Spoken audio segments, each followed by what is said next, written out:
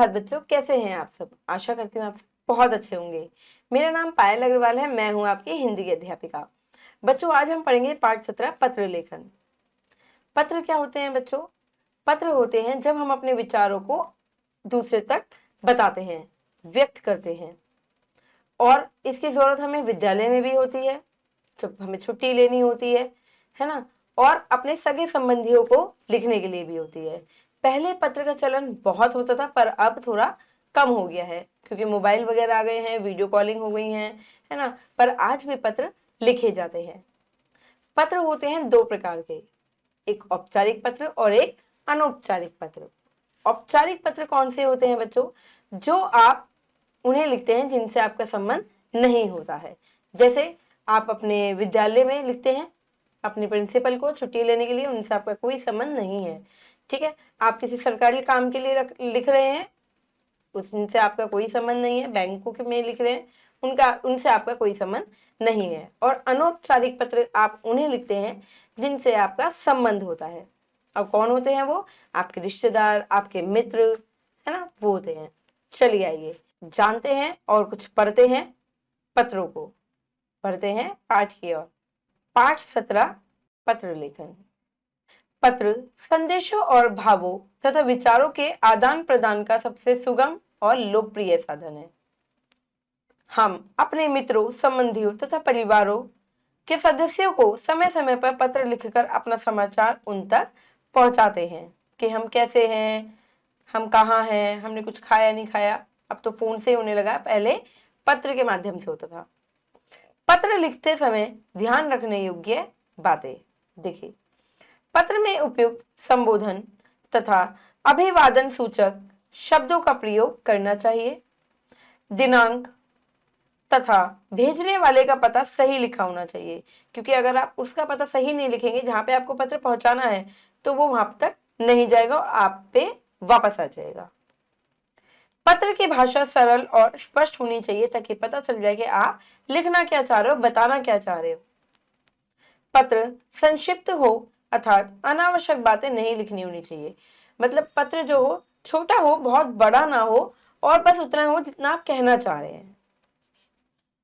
नीचे पत्रों के कुछ उदाहरण दिए हैं, उन्हें ध्यान से पढ़िए। देखिए, शुक्ल मुक्ति के लिए प्रार्थना पत्र, सेवा में प्रधानाचार्य महोदया, नेहरू बाल विहार विकास मार्ग दिल्ली, और दिनांक जो भी आपको जिस टाइम आप लिख रहे हैं, ठीक है, जिस दिन आप लिख रहे हो।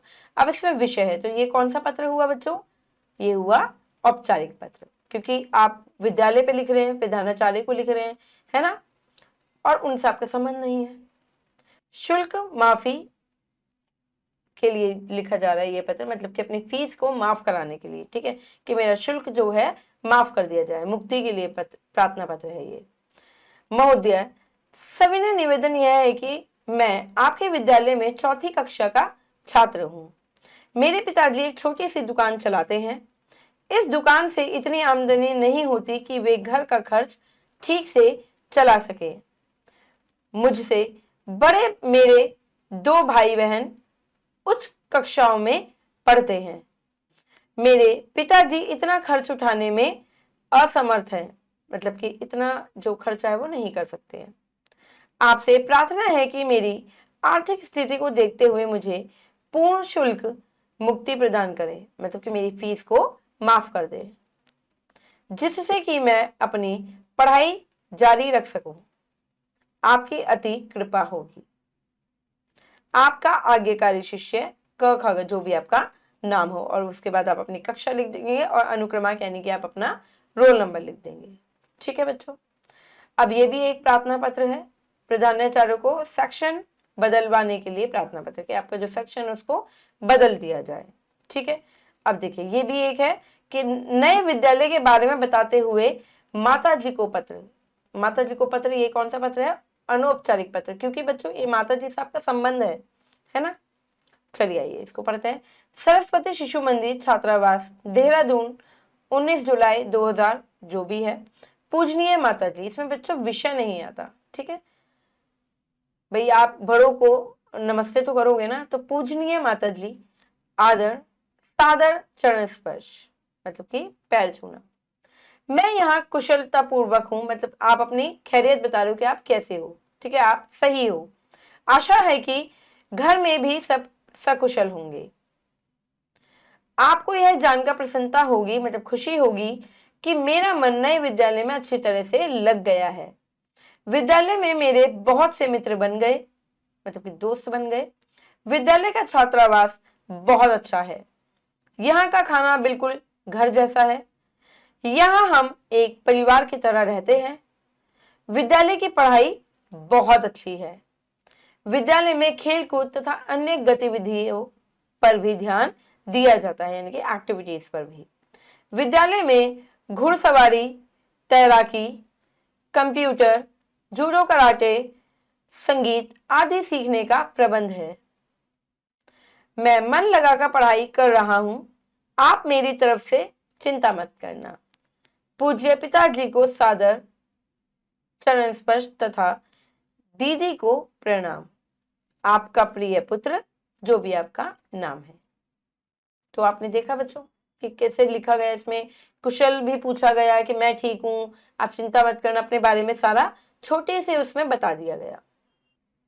देखिए बच्चों, ये मामा जी को जन्मदिन के उपहार के लिए धन्यवाद है, ये भी अनौपचारिक पत्र है। अब देखिए बच्चों, आपको क्या करना है अभ्यास, 2 दिन के अवकाश के लिए प्रधानाचार्य को पत्र लिखना है, ठीक है। अपने मित्र को जन्मदिन पर शुभकामना देते हुए पत्र लिखना है। पत्र द्वारा अपनी माता जी को अपने परीक्षा परिणाम की सूचना देनी है, ठीक है, कि आपका रिजल्ट कैसा रहा।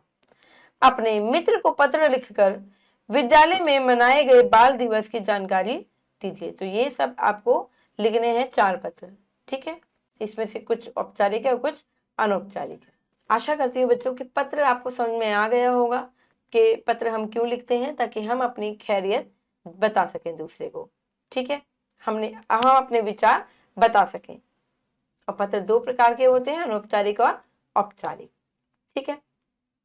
चलिए बच्चों, अब मैं मिलूंगी आपसे अगली कक्षा में। जब तक के लिए आप खुश रहिए, अपना ध्यान रखिए और अभ्यास करते रहिए। धन्यवाद।